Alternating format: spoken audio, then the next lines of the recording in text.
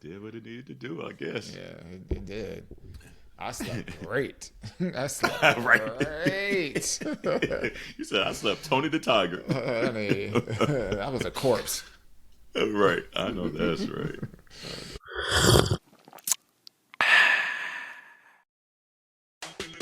Hey, community, here's what's brewing today. Best of 2025 segments. Hey, so get your cups ready for Minority Report.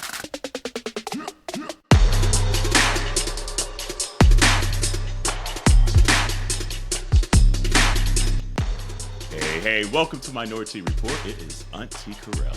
And it's Auntea Dawon. And it's Auntea Jerrell. Hey.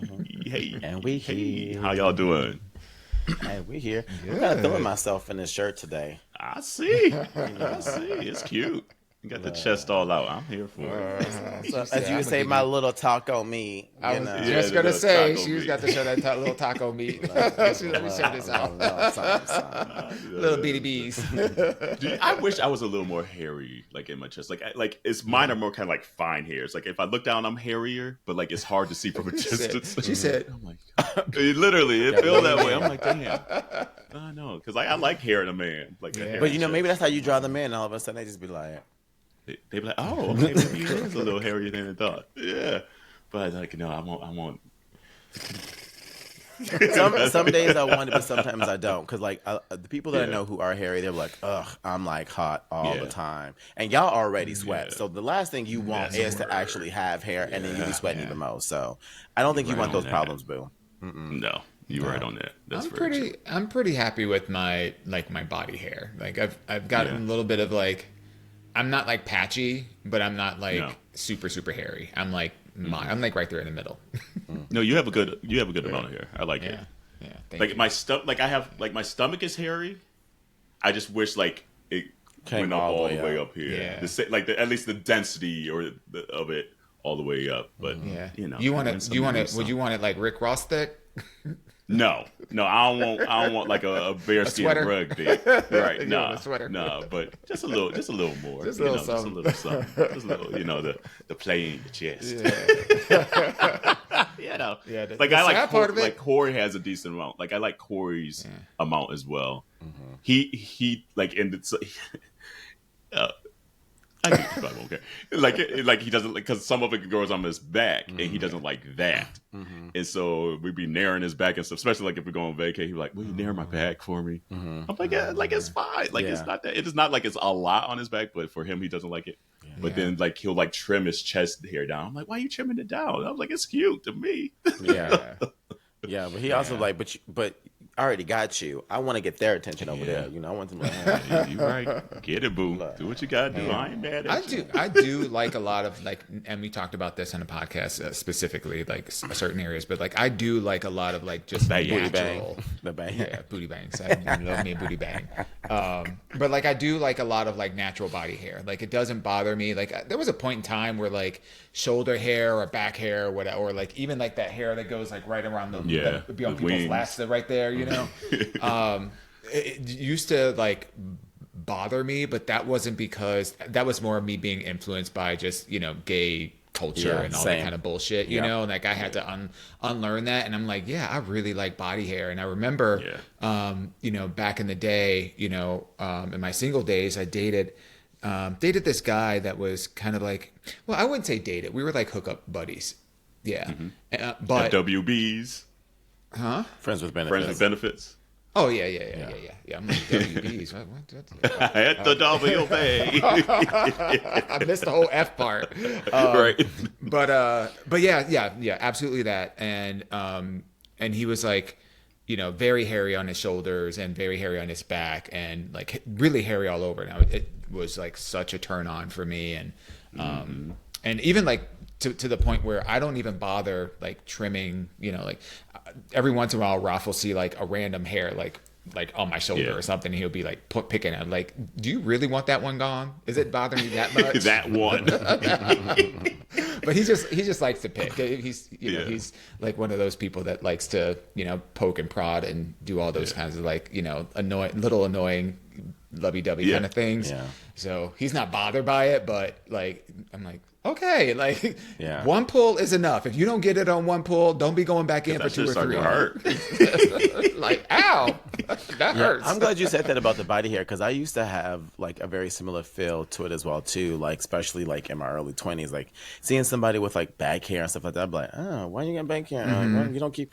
But then as I like started to get older and then start to be more into who myself and what I like versus the outside influences, I'm with you. Like a man with like a nice just like coat all the way down, and especially if it's trimmed right way, and then don't let them get out the shower or out of a pool. Oh, it'll be wet. It'll be I know. Down, baby, will get me every time.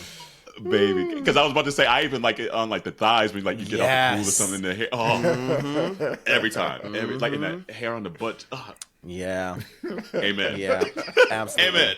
Absolutely. I have a few Instagram friends that all we do is send like pictures and videos of like hairy dudes to each other all day. Wait, how I ain't on that list? Right, because that's not what I be getting. First of all, I be getting the housewife stuff. I be getting the funny stuff. Where the sexy man? And she got Josh already. So Kerel, I know you fine. Like you good. You ain't going without. Hey, you Josh, ain't going without. I got a couple of those. Like me. Yeah, I ain't gonna put everybody's business. At least we don't put Josh's out there enough that he's like, okay, it is what it is. Yeah. But like every time I see a picture of a guy or whatever that's like, oh, let me send this to so and so and so and so. Y'all already didn't like it. We already liked it. You already didn't like it. You already following this person. Like I'm not gonna send you something that you already didn't see if I can help it. Look, and the post would be like posted 8 hours, and me and Kerel already done liked it. I know. I'll be mad when it was like Rome done like that. I'm like, damn, he already beat me to it. Look, Kerel, I be looking for your little bubble. I do be looking for your little bubble. Look, and I do kind of like that feature of Instagram. They have a little bubble telling your show business. the friends because they do. They tell all the business. Because you would then have to go to the person's profile, and then you would see, especially if their profile was like private or whatever, then you would see the people that you're closest with that already like that were already following that person. Yeah. Okay, you already know what's up my about game. this. Yeah. Hey, if they gonna put it out there, I'ma like it. I want to make sure that their hard work don't go in vain. I want the Baby. look. Yeah. Period. You took time. You took time to create this and post it. I'm gonna take time to like it. I might. Right. I will look. I will even share, but it's rare that I like that I will like somebody. Because you don't want your trace. It's the curation. That's what it is. It really It's the curation. Yeah. Yeah, my Discover page is literally nothing but like drag stuff, hair stuff, doll stuff, Marvel superhero stuff, and like weird sci-fi stuff that I'm like into, and like artsy music, art kind of like weird stuff that I like. Mine is like men's, Beyonce, music stuff, and maybe some drag stuff. Oh, and makeup. Like today it's like makeup, tennis, men. That's about it. Yeah, mine's is mostly men and Beyonce. Yep. Oh, why they do this to Beyonce? What is this bad picture of Beyonce? They like to be put like a random bad picture of Beyonce or still because she don't be having that many. Yeah, and they do. They do. Yeah. Oh, and then workout stuff like it's nothing but dolls and drag and and I'm not putting mine out because mine might get our video taken down. Yeah, we might be demonetized. We might be kicked off YouTube. But community, like towards the end of the year, we like taking a couple of weeks off, but we stay booked and busy and giving you new content nonetheless. Yeah. So it's a partial new episode / best of segments of 2025 episode. And before we get into some of the segments, one big change this year, obviously you've seen, is Dawon is booed up. Booed up. And Yeah. And back in August, we had his grand reveal. And we had some fun of how we were going to like put the little clip out there to kind of maybe put a little suspense and things like that. Just to, maybe get a couple extra clicks. And for those that do double tap, thank you. But some of y'all be looking and don't be double tapping. So we're like, how can we get them to double tap more and comment more? And so we're like, ooh, we should make this a little suspenseful to make it maybe seem like Dawon is maybe not coming back, or because he had been out for like a few weeks and like in and out for a while there. So people were like, what's going on? And it was right before Market Days. So even folks at Market Days was like, okay, y'all don't put this clip up. What's going on? And even in person, I kept it going. I was like, you'll see. You'll see when the episode come out. I don't want to tell the business. This is business to share. So we'll give you a little behind the scenes right now of how that came together. One. Oh, yeah. Ooh. I'm gonna. You married? No. Yeah, look. No.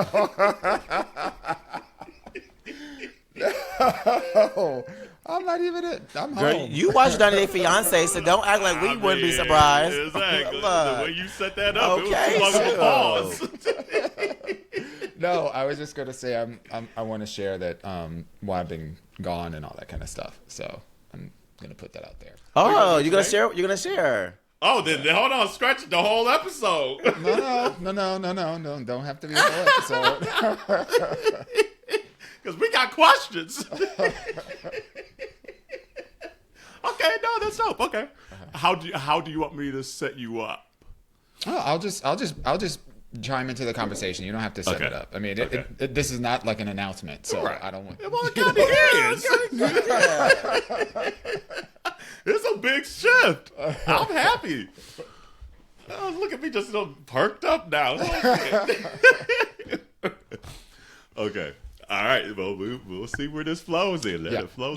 I don't want to keep it again. I don't want this to be like too deep or whatever. But we got to wrap some stuff up and share some details. So Okay. We'll see where it goes. Hear he, hear he. Hear he, hear he. Oh, the cat's out the bag. Well, hold on, we gotta do a teaser now for the Sunday clip. Hold on, how do we want to tee this up? It's literally like just a quick little tease. Look, I think you can grab the looks on the faces and the gas and all that stuff. Okay. Yeah. And now I gotta even think how I name the YouTube so it doesn't even give it away. The cat ain't the butt, right? Damn. I know it would be kind of like cool to like make the teaser like make people. You got something? Oh Lord! Go ahead and say it, boo. Go ahead and say it. No, because it gives too much away. But it made myself. I said, and Dawon's 90 Day Fiance is what I was getting to. Because when it airs, when it airs, it's 90 days too. Baby. Low key, I love it. But that ain't no teaser. I know it ain't no teaser. Ain't no teaser at all. That's funny though. That is. Oh, that's also what we talked about. We talked about the real world. Reveal. That's right. Yeah, real world. Oh, the real world. That's what it was. We talked about something else. That's right. Yeah, because you Latino too. Latino. That shit took me out. Damn, what can we? Oh God. Low-key, I would love for the teaser to be like almost like doom and gloom, like like almost like getting people thinking, "Oh, is Dawon leaving?" Yes, I agree. Like that. And honestly, maybe it's Dawon's big announcement. Like. Maybe, and maybe we can do a version of that for the 3-part harmony as well. Yeah. So it's like, happy birthday, Dawon is like, and I have some. Maybe someone's like, either, and I have a big announcement, or I have some news to share. But I thought we were coming up with the title to label the video. Because I like the 3-part and I'm thinking harmony. maybe. Because I think that, like, and I got something to say. Yeah, and I got something to say? Yeah. Okay, and that's then, fine. yeah, and then just putting Okay. Dawon's big announcement, like, down as the title. Why don't we just say Dawon has something to say? Okay, maybe that's just a title. Because That's that's something to say. Yeah. kind of ominous. First of all, put Yeah. my name. Not even Auntie Dawon. Yeah. Dawon. Dawon has something. Dawon has something to say. Or Dawon has something to share. Share or say. And it might be just like ... Oh, that's a good word. That's a great question. Let's say I think share. I'm leaning towards share. Yeah. Dawon has Yeah, something I to think that share gives you the impression that he's going to be leaving versus say just says he's going to be Yeah. saying something crazy. Yeah. Right. exactly. It's like Dawon be saying something every episode. Right. So why is this different? Right. But if he has And something so I'm to almost share, thinking yeah, we should I do kinda it. Let's feel like that. Yeah. And I almost think we should change the 3-part harmony to share. And I have something to share. And that way they're like, what the Okay. fuck? And so then it takes literally 7 minutes, 10 minutes into the episode for them to be like, what the fuck is going on? They seem very happy at the beginning. So he must be staying, but I guess not he's staying. I don't know. Okay. I mean, So, yeah, why let's don't take it we to share. record it and then you can make the choice once you hear it all together. Yeah. You know. Okay. All right, we'll do 2 versions of this share. So then. wait a minute. You want me to say, and I have something to share? Yeah. Yeah. Okay. Uh-huh. Yep. So it'll still be like, hey, community, here's what's brewing today, and then we'll say, happy birthday, Dawon. Ooh, maybe I should be ominous in my delivery. In your delivery. Yeah. Yeah. And I have something to share. Ooh. Come on, voiceover. Right? Like that could be. I'm down for this. Okay. I'm down Okay. for this. Yeah. Yes. Okay. Yes. That's All right. And honestly, I'll do the gasp, and then I might even clip in for the Sunday one, and I have something to share. Woo! Boom. There we go. Okay. One Thing we're gonna do is get there. baby. Hey community, here's what's brewing today. Happy birthday, Dawon. Oh, thanks. And I have something to share. So get your cups ready for Minoritea Report. Ooh, that was a good take too. Yeah. We actors. Honey, where's that Emmy? Where is that? I don't know what they give out for podcasts, but that ate. That ate. That was good. Honey. Okay, that's the one. If I could have mustered up a sniffle. Right. I gave the side. Oh yeah, we actors. We gonna get these views, bitch. I know that's right. You gonna click on this one today. I can't wait. I can't wait till the episode drops, and then people find out that they got baited, and I want to see how Yeah. fast the comments blow up about Same. y'all niggas ain't shit. Niggas ain't shit. How you gonna make me wait 14 minutes into the episode before we find out what the hell is going on? Oh, you know what? Let's act a little more, because usually I put some kind of clip at the beginning of the episode. Mm-hmm. So here, how do I want to set this up? This way. You sure you ready to share the news today, Dawon? It's gonna be a change. Yeah, I think it's about time. Okay then. Okay. Yeah.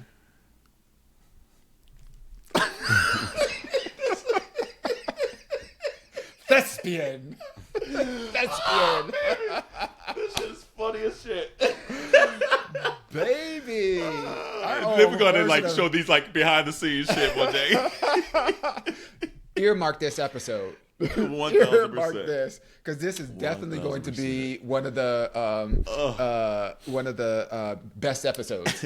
Yes, 1000%. The episode Oh, where we trolled the community. Oh yeah, oh yeah. You seen the extended version today, baby. You know, we had a little fun. Had a little fun. Yeah. Like, looking back at it now, though, Dawon, like, did you feel vulnerable, like, doing that? Did you feel, like, what was, like, maybe the emotional feeling of, like, being like, okay, I'm ready to share this now? Or was it just, like, you just felt comfortable? No, for me, it's just kind of how I roll in life in general. I think our longtime listeners know that we share a lot. We're very generous of our lives and our experiences with the podcast. You know, that's what this is about. We want to create that safe space, and in order to do that, we ourselves need to be, you know, the architects of that, and be vulnerable and share what's going on in our lives. But that doesn't mean that we share everything that's going on in our lives. And, you know, I think when it comes to relationships, especially like new relationships, I believe in the sanctity of those first few months of getting to know that person and really taking my time to make sure that this is a person that I want to be with. Because, you know, I'm the type of person that I don't just like date, you know, like I date with intention to be in a relationship. Like that's my goal. So I don't really like date just to be like out there like doing stuff. Like I got friends, so that's what I do with my friends, you know, like, and no shade to people out there that just date around. Like that's cool for y'all, you know, but for me, I really, you know, like when I like someone and I'm spending time with that person, and if I'm spending time with that person, a lot of that time it's with the intention of being in a relationship. And if it's going to be in a relationship, I want to make sure that I really like this person for who they are, and it takes time to uncover that and see if that gels, and for them to see me. And so it was a couple of months of silence. I know you guys obviously knew just because of circumstances, and of course, you know, we're friends. So, you know, I didn't want to keep things, you know, too under wraps, because I'm not a secretive person. But, you know, I'm very careful about what I share and with whom, because I want to make sure that at the time that I'm sharing it, it's good, it's solid. Yeah. Like this is I can roll with this.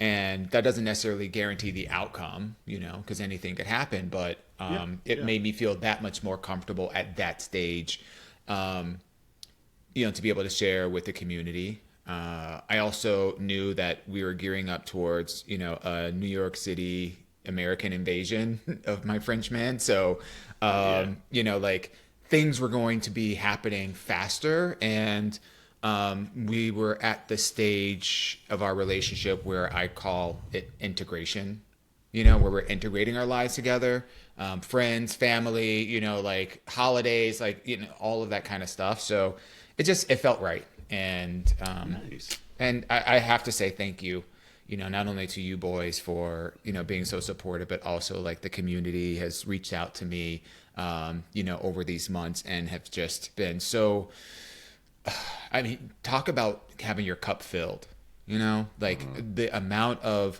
well wishes and congratulations, and, you know, the comments of people that just say, you know, I see that you're happy and I love that for you. Like that means the world. Like if that can be conveyed, you know, through pictures and some videos and, you know, silly things that I'm posting and whatnot, that to me is really nice. And I appreciate all the comments on that and the support. That's good. So, yeah. I know for Jerrell now we're like, about damn time, shit. Shoot, feel like little Kim going like this, trying to bob and weave, not putting out there on the podcast. Because I mean, you know, Jerrell, you met him like because Carell, you haven't even formally met him yet. Well, by the time this comes out, hopefully, well, at the time this episode comes out, yes, because this would be, this would be week before Christmas. So by the time Carell should have, but. Yeah, no, I mean, and I got to, like, again, meet him still, like, early on, too, you know? So, I was just very, very happy just to, like, finally put it out there and see it and stuff like that. And then, like I said before, I forgot that the world didn't know. So when I made my Europe trip post, I put a slide of you, too, and I was like... But I thought Dawon had made a post too, so I think it's okay. Dawon had put like a little nugget because if you had paid attention, you paid attention. Right, exactly. There were little breadcrumbs. Yeah, and I was like, did I do that? But no, I went back and checked my sources real quick, and I was like, okay, thank God. Right. There was this one post out there, and I was like, okay, all right. But I think low key, like, and I don't know about your perspective on this, but like I like enjoyed the playfulness about that kind of announcement. I mean, number one, it's like I'm not going anywhere, so that's that. But number two, just the amount of concern that the community had shared about, like, well, wait a minute, what's going on? Because, you know, we put out content every single week. And so we are like the three of us are regular voices for for a lot of our podcast listeners and friends and and all that stuff. So I know it's tough for y'all, but y'all got your jabs in for a couple of weeks. We go back and roll the clips. We like to have fun with you. Yeah. Keep it interesting. Yeah. But so let's see here. Best of segments. So obviously, I mean, community. We talk about all and everything throughout the year, and it's hard to like come up with segments that we feel are like our favorites and things like that. And sometimes it's like favorites for just like interesting, just like reasons. Yes. So Dawon, you're up first here. Like the segment you chose. Explain why you chose this segment. Yeah. So this is I let me get the episode number. Because I think it was 317. It says at least on the Bible. Where the hell did you at? Okay, 317. Okay, but yeah, for me it was your birthday. Your 40th birthday, and entering your 40s and all that. Yeah. And part of that why I chose that was number one because this is a milestone year for you. So congratulations on moving to a new decade and all that kind of stuff. Well, hold on. I'll turn 41 this year. Yeah. You're moving into their new decade, right? Not like, I'll take 40 again. But it was more about the banter because I think this is one segment where, one of many, that you can really see our friendship because the way that the one-liners that came out of that one segment, I think, we were talking about, how your 40s and seasoned, like Lowry's seasoned in salt, and then some people out there 25, looking 88, so it's just like a lot of the dialogue that really makes our podcast feel kind of like home for a lot of people, and certainly for us, was representative there, and it's a way to just celebrate you because you do so much for the podcast. So let's roll the clip. How y'all doing? And I'm gonna be like Jerrell up jump. It's my birthday week. It's my birthday week. It's my birthday week. And is. Come on, Pisces. Pisces in the building. Ow. Ow. Yeah, now. Which is crazy. Now, like, I'm well into the 40s now. Damn. Seasoned. She's seasoned. Man. She said, I'm Lowry's. I guess so. I'm Lowry's right now. All that seasoned salt. Yeah, man. But do you ever just sit back and be like, damn, I'm in my 40s now? Everyone, like, because you never really have to say your age for much. I was about to say you on your way out, baby, so I was like, there goes a night rider. You right here in a second. Shit. He's like the 40s, damn. It's like, where them at? She said, I've been waiting at you at the front door. The back door. Because we come in the front, go out the back. Look, Kerel is seasoned, bitch. I'm over here well done. Well parked up on the grill. We gotta get that grill grate out. Look, my ass off. I'm clinging on. Oh, Jesus. But yeah, no, like it's only when like you actually have to like either say your age or sometimes you say your year and things like that. And so you're like, oh shit, hold on, like that's a minute. But hey, by the grace of God, I'm healthy, I'm alive and well. I know that's right. I'll take it. I know that's right.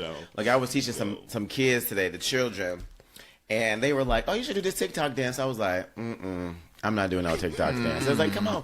But meanwhile, you probably do it on your own though. No, because I don't even be on TikTok like that. I really don't. I really don't be on TikTok like that. But that shit come over to Instagram. Exactly, and that's when I see it. It might be late, but I'll see it eventually. But they were like, "Why don't you do the TikTok dance? You're young." And I was like, "Yeah, I was born in the '80s." They said, "What?" Gas. They were like, "You're like 25, 26." And I was like, "Y'all can stay forever. Stay forever. Stay forever." I know that's right. I was like, I know that's right. Thank you. They was like, y'all still flunking, but stay forever. Okay. Because children will humble you. Children will humble you. They will say you old if you look old, and they will will call you young if you look young. Yeah, but we got that melanated superpower though. So not everybody got that. And those without melanin, and they be 25 looking 88. And That'd be bad. But again, you live a rough life. Damn. And you got to look at that shit every day in the mirror. You brushing your teeth like, damn, I look old. Brushing your teeth. I brush my teeth. I'm like,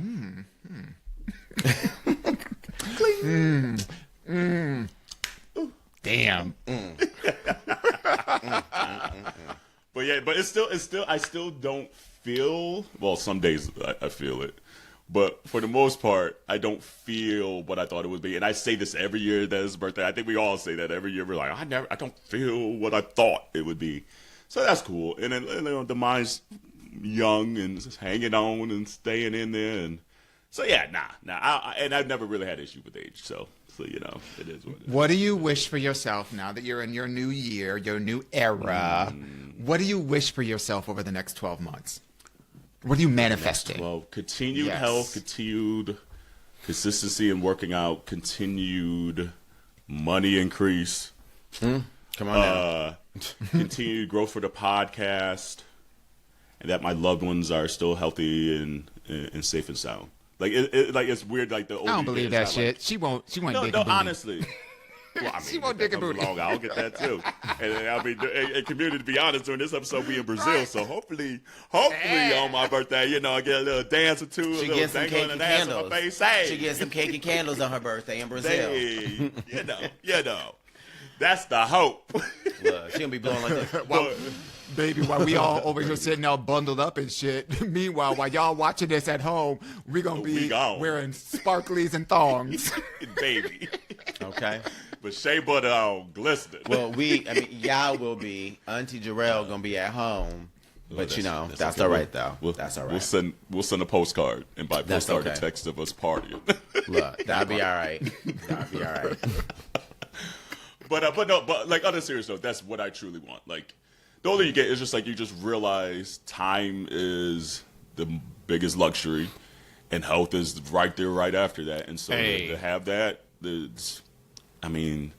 everything else. Kerel said, "All I want is my knees to work." For a lot of different reasons. For a few more decades at least. Right. You're right. Hands on your knees. Hands on your knees. Look, it's hard to get more time without good health. So you asking for the right things. That part is true. And then I'll take some more coin, Lord, too. I'll take some more. I'll gladly accept that in abundance. Thank you. I will tell you from a seasoned queen to a pre-seasoned queen. Yes. Did you like that? I do like that. I like that. It took me a long time to figure out professionally, like, let me take one step back. I'm not competition driven and I'm not money motivated. Yeah. But when it comes to one of the life lessons that I've learned professionally, it's all about the money. Like, it really is. I don't care about titles. I don't care about responsibility. It's all about that money, because at the end of the day, it's not to say that money is everything, but there is a certain level of security that you can acquire for yourself and your future self when you're thinking about preparing for retirement and all those other things. Like, money in your 20s is like, okay, it's coming in, it's going out. I'm buying, whatever, I'm going out with my friends, We still do that today, but I'm just saying, like, it's a different kind of thing. But as you get older, as one gets older, one of the things that many of us have learned is that, it's great to have, like, the promotions. It's great to have the titles. It's great to have the big ass teams. But if you ain't making that bank, and you are not putting that shit away, at least a good portion of that shit away to prepare for your retirement, your life after you do the grind. Yeah. What else really is there? So you got the health, but you got health problems. Then you need the bank to take care of that stuff. So, like, lesson from the wise, get your money, boo. Get your money. That's true. Stop staying with these companies for like 1,000 years, like being all loyal and bullshit and getting them 3% increases. Switch your jobs every 3 to 4 years. Guaranteed at least 20% of an increase, even with the same position. So, like, play the money game. Don't be like some of the folks out here who be getting along a little bit too late. Do it now. I agree. That's the word. Yeah. It was funny when you put this on there, because, like, we record so many things, like certain things just over time just like stand out more than others, at least in my brain. And that was an episode I had to like go back and listen. I was like, oh yeah, that's right.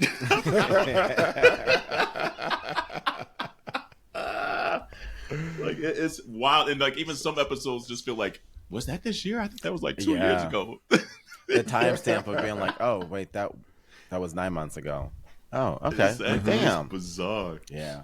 It's bizarre. Damn. Now I'm almost coming up to another birthday. Shit. Yeah, facts. It's going fast.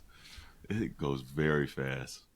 And then like you had kind of asked me too, just like because I think you kind of asked in that segment too, just goals for the year. So like I wrote down in my notes here, just like I've continued to work out, so I'm glad I'm still doing that. Mm-hmm. I did get a promotion this year, so that's dope, you know.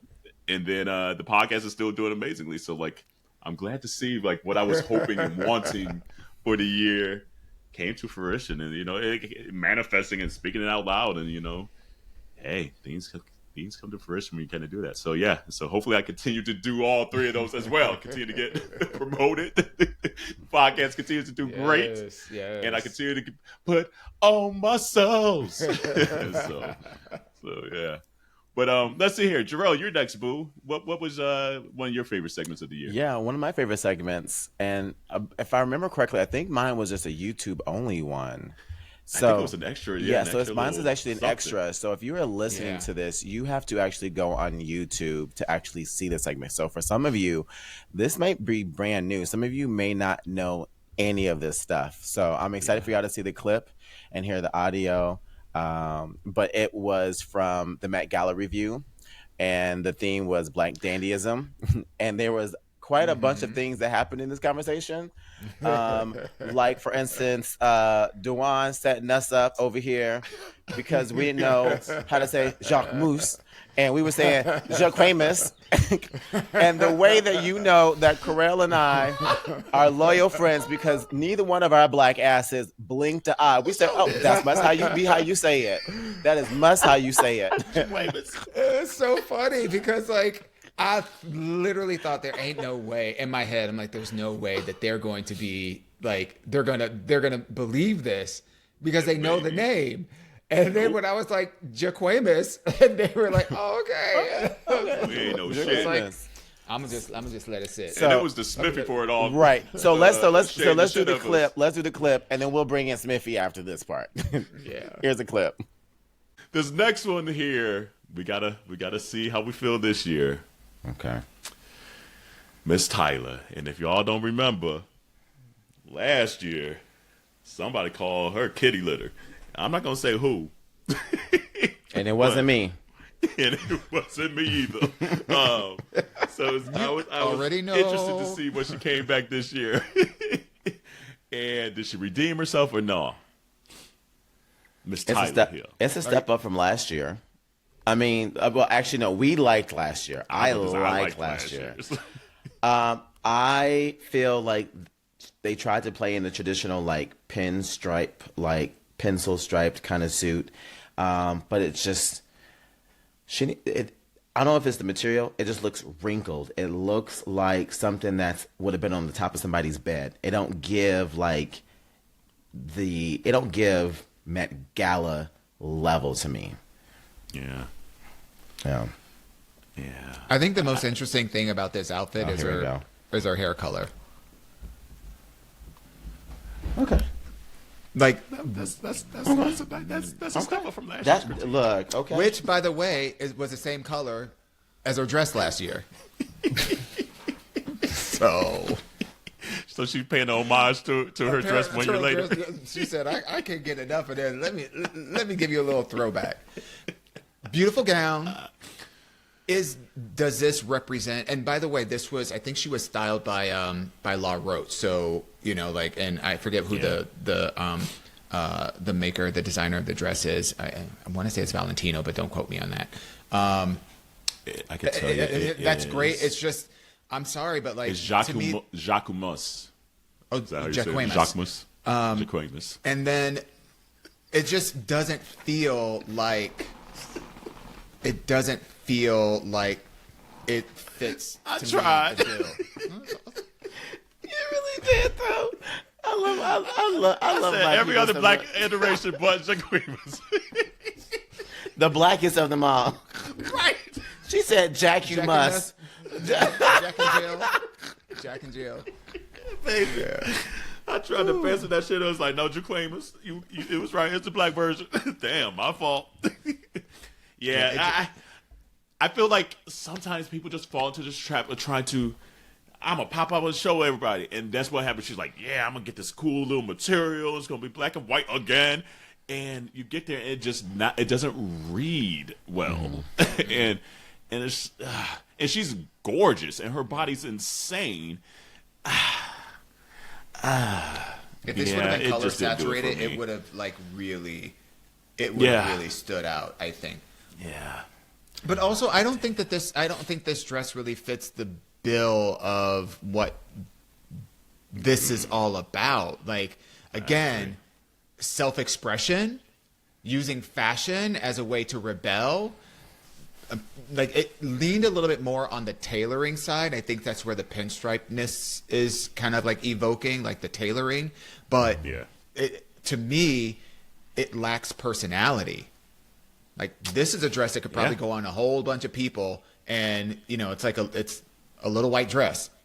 It's not really saying that much. I think I would have liked this if there was a cane, like something that just gives it a little bit more of a statement, personality. Yeah, a little bit of person. And that cane would have gave it a little bit of swag. I would have had like a little hated it hat, like a cane and a little hated it hat. Then that kind of gives that little charm, a little rebellion, a little, It's sophisticated. It's beautiful.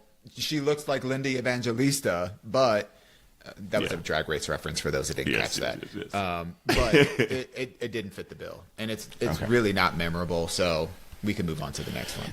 Okay, so this will be the last one before we get into our Rushmores. Okay, we gotta say hey to Miss Diana Ross. Let y'all hoes know I am the Grand Dame Diva. Just in case y'all hoes forgot, she said I've been back in the dandy days. I'm gonna just come in here with this big ass jacket, this big ass hat, say I love you, and then go away. And I was living for it. Talk about like using using fashion as expression. I don't see anyone wearing this but Auntie Diana. That. No one else. 1,000%. No one else. The only person who should have been entering and being there looking like this. That's it.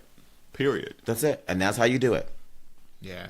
I want to give her flowers. I mean, I know we talked a lot about the color white and all that stuff, but first of all, she looks amazing. She looks stunning. Like, her makeup, her hair. I love the oversized hat. I love, that this is definitely within her wheelhouse of things that you could see her wearing. It felt like Diana Ross. It didn't feel like something that was like, it's by X designer and she just put it on because it's by a certain designer. It's like, no, Diana been wearing glamour like this. She's been a dandy woman her entire career. So it was great. It was great seeing that. And I know like the large trains is a little like,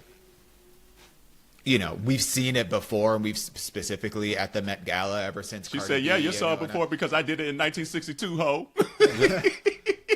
But what I was gonna say is that this was a great moment for her because it really just it leaned into the glamour that she already owns. It wasn't like. It wasn't like a gimmick to get attention. It's like, no, this is just Diana Ross, ho. This is how she rolls. And I was here for it. So she's 81 years old. 81 years old. And this is how you give people their flowers. Yeah. Like, Diana, come on here and just pop out real quick. Right quick. Honorary mention, her daughter. So hold on, let's hear. Hold on, we don't even need. Let's not get too off the rails though now, because we got 12 motherfuckers to go through. Yeah, it's true. Well, I didn't know that she was in someone's true. That is true. Rushmore. I've only seen one others. Here we go. Yes. She gets it from her mama. Like, it is what it is. This is to me, this is the definition. This is like, again, a definition of dandyism. The color mixing, the tailoring, like the way that the darts and the pants jut out. the sumptuousness of the fabric that was used in her pants, and that it looks like cotton candy, and that bow in the back just looks so she gets delicious. it right more times than not. And this is the Tracee Ellis Ross version. This is again not somebody else's version on Tracee Ellis Ross. And so that's what we say. And obviously the bow is kind of elaborate and things like bigger and things like that. But you could see her wearing this probably at going to Walmart tomorrow. 100%. And that's what dandyism is, at least to me. It's just like, this is my everyday, bitch. I show up like this all the time. And you feel it, the energy. So, we just had to give the Rosses some love. You said hated it. You said you hated it? I said I didn't like it. What you like about it? It's too, like, cartoon gimmicky for me. Like, it does not feel like she gonna wear this to Walmart. It felt like this is trying to get attention for this moment. She has been known to wear colors, and I love seeing her in colors. But the big-ass bow with the pants ain't doing it for me. I love it. It ain't doing it for me. But I will say I love the pants, though. I like the material of the pants. I think my issue is the bow. I don't like. Really? There's something with the bow and around the waist, and then right, like where the boobs is as well too. Like. It is, Bo. That's what she did there. But that's what she did there. And that's probably why they off air. So next. Damn. But this All is right, so we're going. Real quick. This is the beautiful thing about fashion is that not everybody has to agree. Not everybody has to like it. Not everybody has to have the same perspective. It is about interpretation, and we all have different, aesthetics and personal likes and styles. And I think that's one of the things coming away from this Met Gala that I really got to see in full force, because when I watched a lot of the like TikTok videos and IG videos and recaps of different people's perspectives, there were so many differing opinions about certain kinds of looks and things like that it helps you to appreciate that we don't all have to be thinking the same thing. All right, so we're going to get into the Rushmore. And actually, I'm going to change the program a little bit because I guess we're getting a little long with it. We always do it to ourselves. So, Jerrell, what are your four? And we're going to start with Miss Janelle Monáe. Of course, Janelle Monáe. And hearing the backstory of how she wanted to do like a past and future kind of representation on the dandy, and then she took the coat off, and that outfit was supposed to look more present. And then the fact that she said she wanted to do something futuristic, and then so she was wearing the first tequila diamond as a diamond made out of tequila. I did hear she said that. Yeah. So I just thought it was really fucking creative. And I also was expecting Janelle Monáe to be in this bag, because we've seen her do the tightrope dandy, look at forever. So I just knew she was gonna come correct, and this looks fabulous. Yeah, okay. Fabulous. And then So next, oh my goodness, this man, Alton Mason. I want to say his name is Alton Mason, the number one male supermodel in the world. Baby, put his foot on all the motherfucking necks. The way this is giving me dandy, but it's giving me like King of Black Hearts. Like, it's gorgeous, and I love that it's the spade, upside down spade, bitch, right there. And because niggas in spades. Like, I mean, this is how you do dandy from Black culture to me. I fucking love this down. I'm mad that I didn't wear it first, because can't nobody else wear this but him. Show ain't. Don't even try it. You just copying niggas. Don't, exactly. You're a fraud. You're a fraud, hoe. That's it. Yeah, no. Yep. His skin tone is just so delicious to me. Baby, I want to lick him. And I'm not even into that. But I would. Baby. So good. So good. So now that y'all didn't heard what was said, and then some, because I also dragged Tracee Ellis Ross too. I don't like it. I don't like it. But shout out to our personal Alexa, aka Smiffy, who literally was like, "Now I know y'all black asses did not get on this podcast and say it's Jaquamus. And then had the nerve, not the nerve, as he does, sent an audio.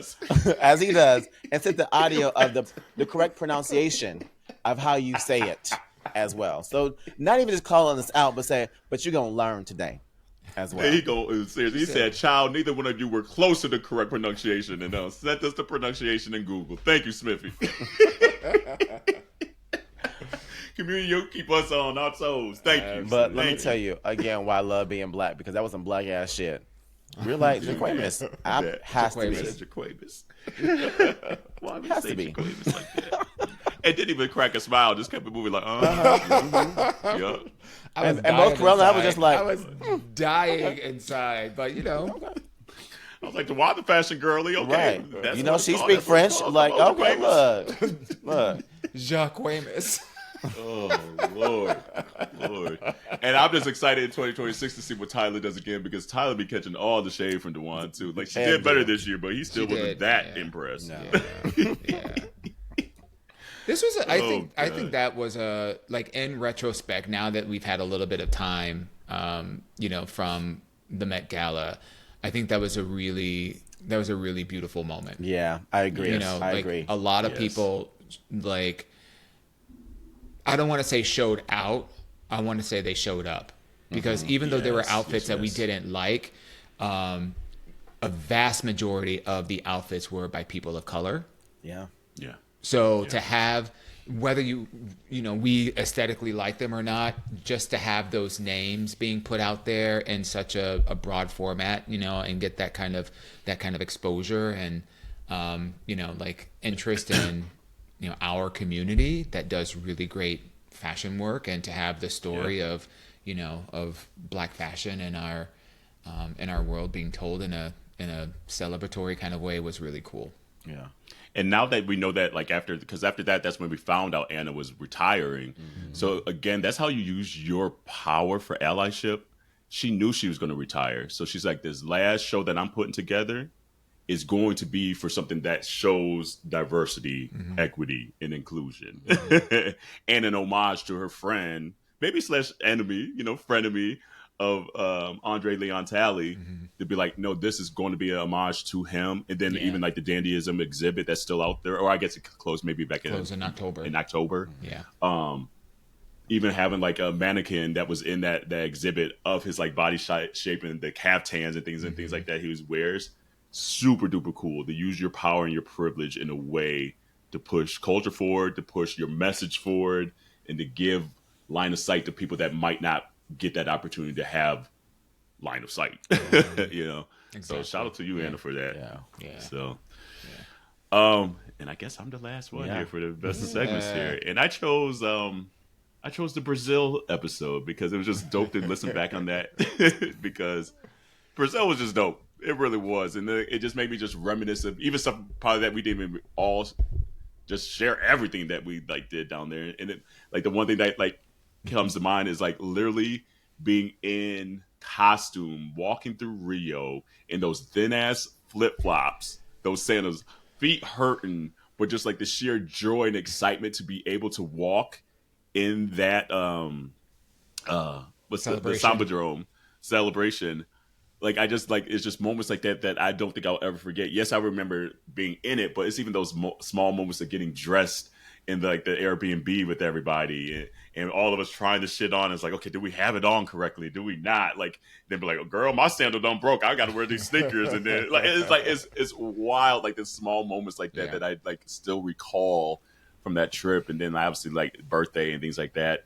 And then even just a few weeks ago, having Sergio, Renan, and Victor in the States, and kind of going out with them again and just able to have friendship across the globe like that is just super duper cool. Yeah. So it was just one of my favorite moments, honestly, of the year, personally, and for the podcast, just even the retelling of a lot of it. And so yeah, here's a glimpse of that episode. Maybe we start with Brazil because I guess that's what initially kicked off the hiatus there for a second. So let us know. Okay, I got. So who was the naughty one? Who was the naughty one of the group? And what was your favorite part of the trip? Oh God, I don't think anybody was particularly naughty. y'all were around too many fine-ass men, even within your own group, for there not to be at least one motherfucker that wasn't naughty. And I know that I text both you and Josh talking about one friend in the group chat. So I'm going to let you sit on your answer a little bit longer. I don't have anything to contribute to this conversation. As she said 2 weeks ago, she said, you may not know in real time what I'm doing. That and Dawon was there like an extra 95 days. We all left, and that hoe still down there. Got there before you. Got there before you, and left after you. So did. I don't think there was anyone particularly not. Like, here's the thing about Brazil. Brazil there's just a natural just exuding of just like, not even just like sex, but just like sensuality, and so. It's just baked into their culture, quite frankly. Like, at least what I was feeling. I was just like, everyone just exuded like this, we in Rio. Like, what you got to complain about kind of thing, you know? Like, the beach culture of it all. Like, everyone's, like, on the beach. Everyone's already in their Speedo. I said this to Corey, and I probably said it to the group. It was just interesting to me, just, like, the confidence in body types. Mm-hmm. Like, you saw just such a wide range of body types, at least for the women. Like, the men, they was all built like a brick house stallion. I'm like, damn, all y'all hoes. I was like, I'm glad I lost all this damn weight. Because, damn, all y'all find is shit. But and y'all saw the picture, so you know we were ready. We were all ready. Mm-hmm. The bodies were body, and everybody came prepared. Yeah. I think, but like it was just interesting. They were like women were wearing like thongs and two pieces, and it didn't matter like the shape and the age. And I thought that was like one of the things that I noticed that was different than the beaches of America. That I was just like a lot of women here, unfortunately, maybe they're just a little more self-conscious of the body types here. And we'll wear like a cover up, we'll wear shorts, we'll wear a one piece. 98% of the women down there were wearing like a two piece and a thong. Yep. And the ass was out and all that. And it was just like, and it wasn't like trying to be sexy, quote unquote. Right. It was just part of the culture and the sensuality and the love of the body. Yeah. And so that was like, that stood out immediately to me. And low key, it's 1,000 degrees. Ain't nobody trying to be like. No, seriously. What you right? You know, like I'm not gonna speak a lot because I've been there. I did the whole like download. The last time I was there or whatever. So Carell, you can take the beat on this. But she's trying to hide her transgressions. I'm just playing. She ain't not. This is not my first rodeo, baby. So I know that's right. You don't know what I'm willing to disclose and what I'm not willing to disclose, or if there's anything to disclose altogether. But what I will say is that it was 1,000 degrees. It's the heat. Yeah. It's the middle of summer for them, and it's carnival. So like, I don't think people, if you haven't been to Brazil, you can see as many videos as online as you want, and it's like, oh wow, it's so beautiful there. Everybody looks like they're having fun, and yes, that's all true. These Brazilians know how to party. They know how to chill. They know how to relax. They know, like, it is, and it's not like, oh, this is something special that we're doing, like, because of this. It's like, no, this is the lifestyle here, and welcome to the lifestyle. Versus like, oh, like, if I go to Miami, I gotta like buy this and wear this and da da da da. Or if I go to LA, I gotta buy this and wear this and go this place. Or if I go to New York, it's not about that. It's like, bitch, we in Rio. We in Rio. The sun is shining. The beach is right over here. You can get anything that you want. You can have fun, but have fun. Don't be acting crazy. Don't be like. For the entire time that I was there, you don't see like shenanigans going on. You don't see people cutting up. You don't see people like fighting and acting a fool and being ridiculous. For as gazillions of millions of people that be out there in these streets. The worst thing that you have to worry about is how much time you're going to be on your goddamn cell phone. And I will because tell it might get stolen out your hand. I will say that.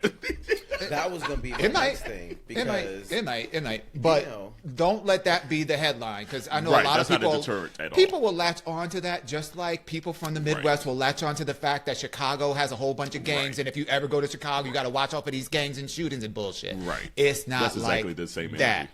So, I don't want to put a whole like thing on it, but I'm just saying it's like you don't see people out living on their phones like you do in the United States. That's a true statement. So when you're down there, you are having fun. Yeah. You are having fun. It's not like, oh, I'm doing fun for the gram, which is a very different kind of vibe. That's a good statement. Yeah. So that's the bingo of it. Okay. That is the bingo of it, because it's just like they're so in the moment, because it's just like the topography, the heat, the people. Like, it's like, bitch, why are you on your phone? This is what you're on your phone looking at, and you here. Yeah. Yeah, I was gonna ask y'all too, because like especially over the last year or two, Brazil has been in a lot of conversations about muggings and places not being safe and stuff like that. So. Do I like to hear you say, like, and Kerel, you kind of co-sign, like, it can happen, but it ain't like what the news makes it out to be. Right. Makes me very happy. Makes me very happy to hear. It's one of those things that you have to be aware of your surroundings, for sure. Yeah. Right. Mm-hmm. But that's anywhere you have to be. Yeah. And we won't say who, but we did. Pause. Yeah, go. Yeah. It's important to recognize the privilege of living in a country where you don't have to do that. So when people, particularly Americans, go outside of America, where wherever you go, you can put your shit down. For the most part, you can put your shit down, or whatever. You don't have to be as aware in the U.S., depending on where you are and what time of day it is and who you are. You don't have to be as aware of your surroundings. But when you go outside of the United States, you got to realize that you are outside of that bubble. So, like, I'm in New York City. I'm on my phone all day, every day. Like, if I'm walking down the street or whatever, I'm literally just looking at my phone and watching my feet behind my phone. Like, I'm not even looking at where I'm going. You can't do that. First of all, it's way more people there than it is in these streets. So you're gonna be bumping into some folks or whatever. And number two, you don't pay attention, your shit gets stolen. Why? Because a cell phone, an iPhone in the United States is $1,100, $1,500. In Brazil, it's $3,000. Damn. So, and by the way, people that live in like the favelas, and some people that live in like not in the favelas, their rent is $300 a month if you do the conversion. So that one cell phone pays for your entire rent for a whole goddamn year. Yeah. So we snatching your phone. Yeah, exactly. I get it. The hustle is real. The hustle is real. Yeah. But I just asked just because of the fact that we as Black people and being queer, we know about watching our surroundings here in the States. So for us, it is a natural thing to know how to be aware of your surroundings, right? But when white people often travel out of America, that's where you see a lot of these things happen in the news, because they bring that same level of privilege that they have in the States to other countries, right? Elsewhere. Like we know how to, like, if you go to somebody else's house, you act respectful. You got to pay attention. I think that's just also a cultural thing, like how we are raised in the Black community as well too. Like, don't leave this house acting any kind of way. Right. Yeah. So I just asked that because I wanted to know, because again, I've only left the country twice, right? And I've only left North America twice. And so I don't have a lot of personal experiences being Black in other places where there aren't already Black people or other, brown skinned people as well too. So I wasn't sure if that was a, Becky took her ass down to Brazil and, she was taking something for the gram, and then Becky got snatched up and, she ended back in somebody's milk carton, or if it was Becky was out here not paying a goddamn attention, she was in the way and she got knocked. Right. It's more that. It's definitely more that.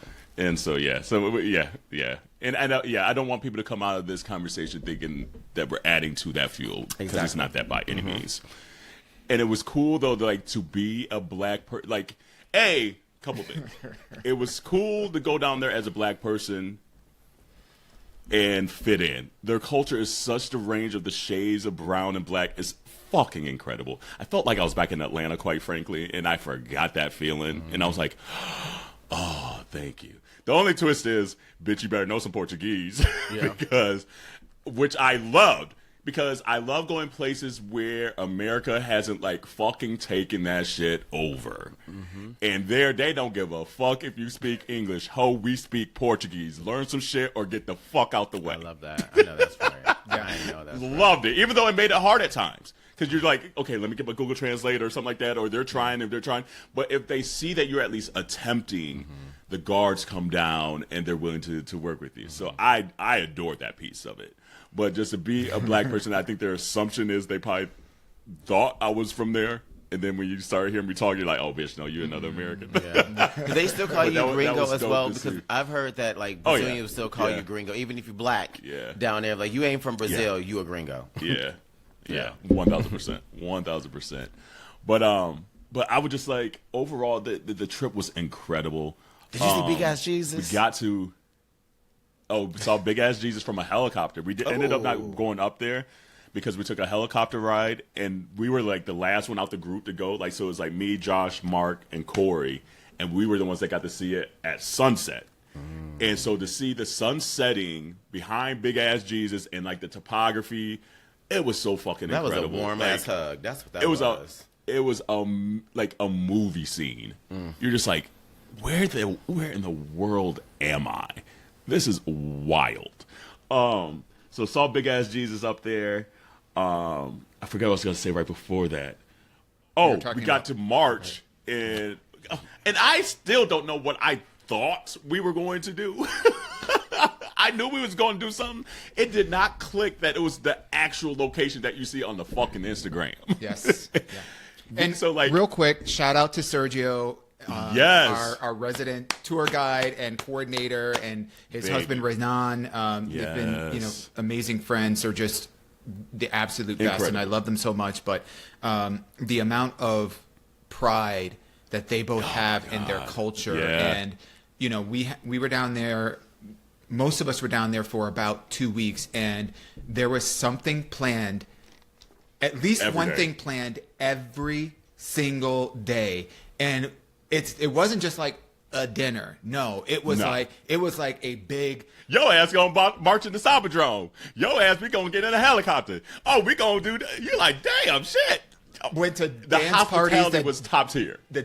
Everything started at 10 p.m. and went until 9 in the morning, like every single day. So I knew this was going to be happening. So I knew I needed to stay an extra week because bitch, I was tired. Bitch was tired. Bitch, I was tired. Wore out. By the time I made it to L.A., a bitch was sick and tired. But we'll get to the L.A. portion. But yeah, like, so the Cyberdrome, like the parades and the floats that you see on motherfucking social media with the bodies all shaking and everything, and the incredible elaborate floats, we got to march in that. Yes. And even though I knew we were marching, I didn't realize it was that until literally we got there. And honestly, until like even halfway through the line, I'm like, it was just so hard to comprehend because I knew we had the costumes, I knew all of that, I knew we had to learn these songs and all that stuff. But until we got there, I didn't know how many people until that night were in even like our school. He's like, oh yeah, it's like 2,500 of us. 2,500? Are you kidding me? This is insanity. Of one group. That's like one school. Estacio de Sa, the school Estacio de Sa. That's it. Just for our and there's four other schools. Or three other schools. Wait, no, for that night. For that bracket. For that bracket, by the way. Because there's 4 brackets. Each one have 4 schools, and each school is made of 2,500 people. Yes. There's nothing to compare to this. The sheer amount of joy and pride they have of this event, the sheer amount of joy and love and pride that they have to participate in this is otherworldly. Like, I remember so in our group, they had an issue with like getting folks into the stadium and things like that. So we didn't go on until 2:47. I looked right before we turned that corner. 2:47 a.m. Damn. And so we were there at like 9 p.m. We were there at 9. Were you at least drinking or something? No. Oh, no, because you didn't want to go to you didn't want to be drunk. Because once that too. Well, and once you're in the thing of it is, and Sergio was so great and gracious with this explanation, because your job in the parade, it isn't for people to see you as a spectacle. Right. It is for you to honor them and give them a show. And so the whole motivation of being in the parade, although it's beautiful and it's nice, and if you were, let's say, a gringo, from the United States or from somewhere else outside of Brazil, you would look at it as like, oh, this show is beautiful. But if you were Brazilian, the people that are marching for you in the stands. Yes. And when I say like when we looked out into the crowds, and as the music was playing, and you just saw like thousands and thousands and thousands and thousands and thousands and thousands and thousands of people singing every single word at the top of their lungs with all their emotion being poured out. For like an hour straight. It's 2,500 of them to march down that damn stadium. It's impossible to really articulate the experience. I mean, we can on the surface. Yeah, we were cute. We were wearing outfits. We were dancing to a song. We were doing our little dance, and there was a crowd, and it took this. But the feeling, it's life changing because it's literally going to be a top 5 moment of my life. I think rare. It's when you go to a Beyonce concert, and everybody is on one accord. Mm-hmm. That's what it's like. Damn. That's what it's like. That's what it's like. And I'm talking about Renaissance. I'm talking about Renaissance, not just any old one. Like Black and Queer, where you know that you feel seen, and it is about you, and you are as much as you are the visuals. Yes, that's what it's like. You better articulate that. Yes. Damn. Okay. That was well said, Dawon. That's exactly what it's like. And like I like, and it was so hard to take in because you're in it and you're singing the song on loop and things like that. And I remember and I was like next to Dawon, and then like I was next to Corey was like kind of in front of us, like we were just we were all over the place. But I remember I'm like singing this song, and I'm like walking and trying to perform, and then I'm like, I need to soak this in. Like it was so hard to soak in. And I remember I locked eyes with this woman in the crowd.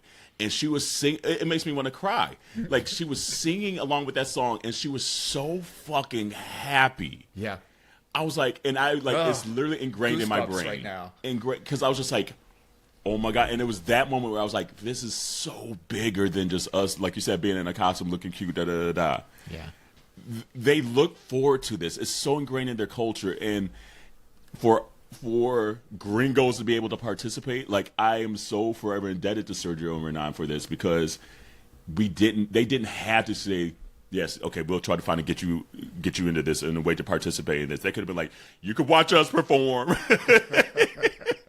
Y'all stay in the stands. You know, it is what which, by the way, is a whole other experience. We did that. Exactly, which we did another night. Not in the stands.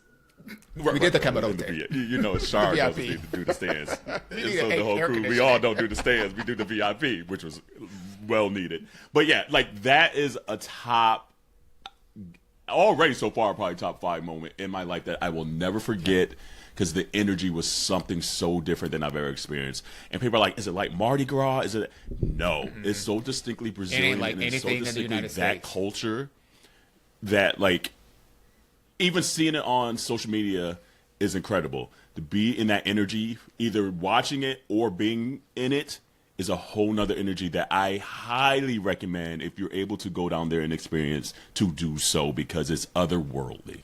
I love that. Other fucking worldly. I love that. So, well, good for y'all. I'm glad y'all had a great trip. Yeah. Y'all looked great.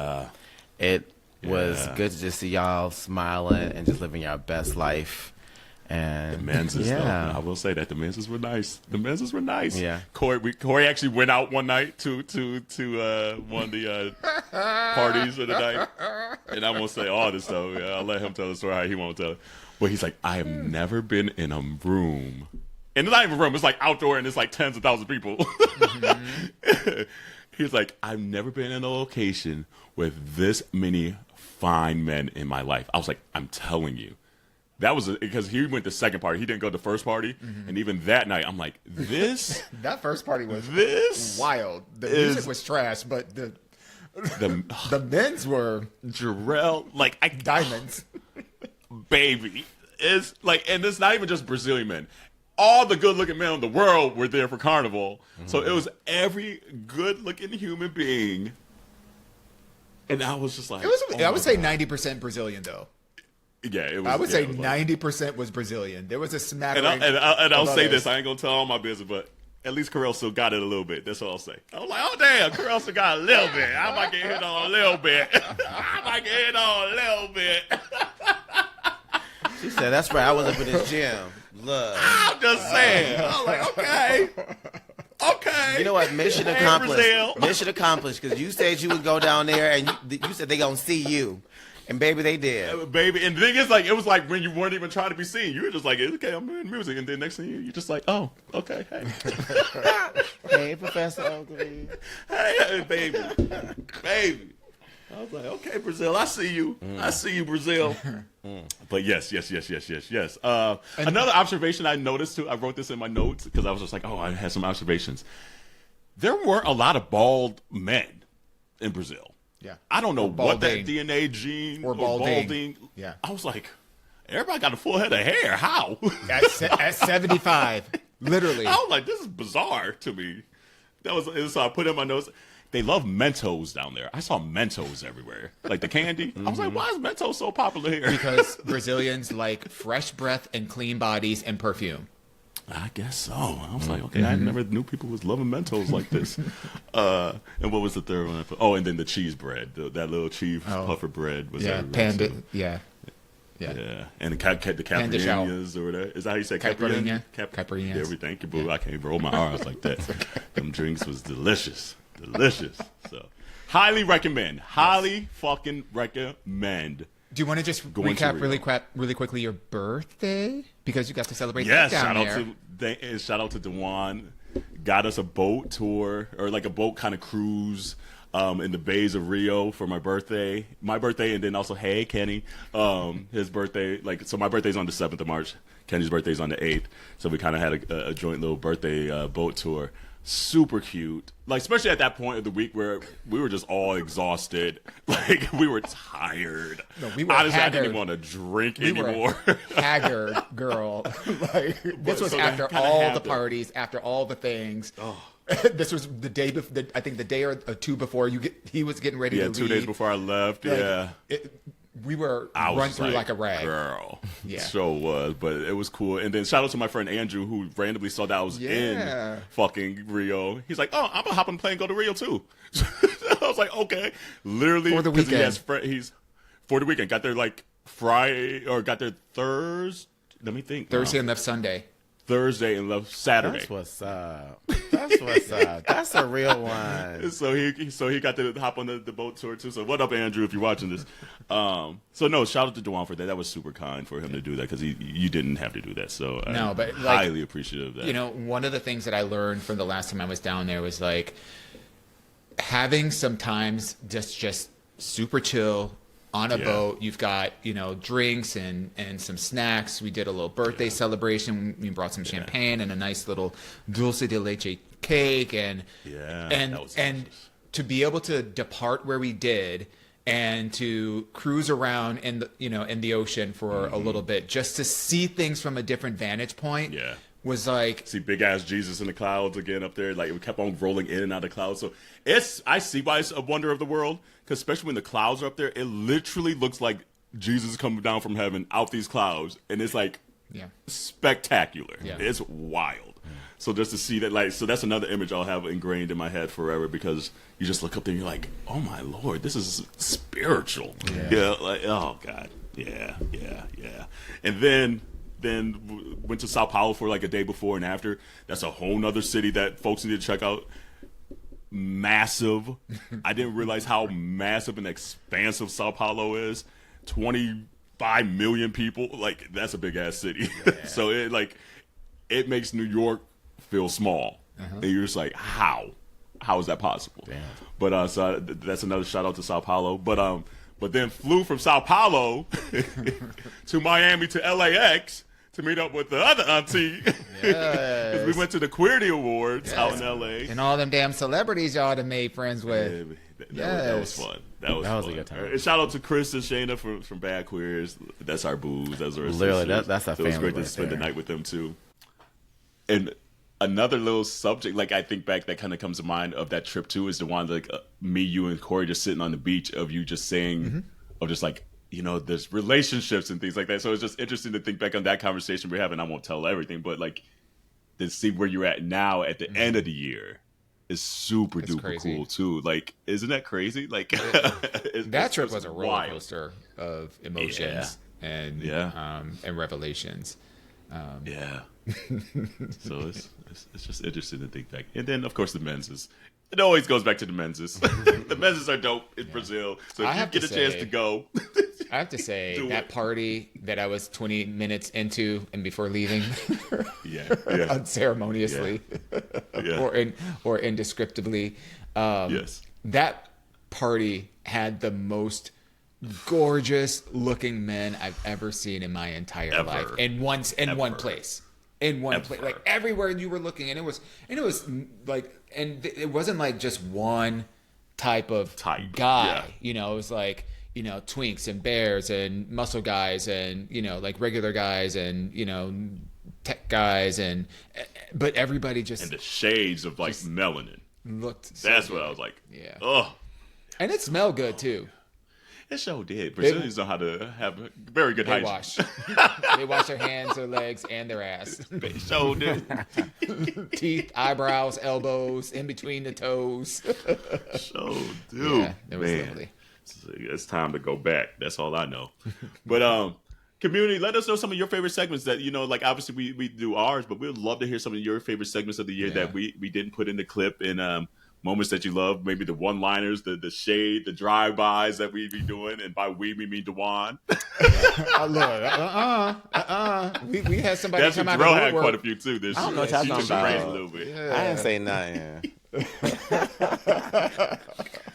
Oh man, but we're excited for next year. Just like more segments, just more. Obviously, in the coming weeks we'll have our best of guests and our best of like Ashy Aunties and Curiosity reveals. But just all of 2026 of what comes about. Like it's always interesting to see like what comes about in the topics we talk about. And obviously we're pop culture and then obviously politics and things like that. But it's just like life changes and things like that. It's our personal diary, and it's bizarre to like put it out there, but it's fun and it's become the norm in a weird way for us. It's interesting that this podcast has become kind of a time capsule as well. Yeah, because it really when is. we're putting out content every single week and our content is topical, it's relevant to what's been going on over the past week in our lives and in the world around us. And it has become kind of like a little bit of a time capsule. And the fact that we've been on for 6 years, like if you go back to them year 1, year 2, you'll get to see exactly how much we've grown. But it's been beautiful, and it continues to get better. Absolutely. Well, community, stay safe out there. We know it's holiday season, so hopefully you're getting your holiday shopping in and all that good stuff, and being where you want to be for the holidays. Choose peace and joys. But until next week, wash your hands, your legs, and your ass, and we will see you then. And happy Hanukkah. See y'all. Hey, happy Hanukkah! Yes.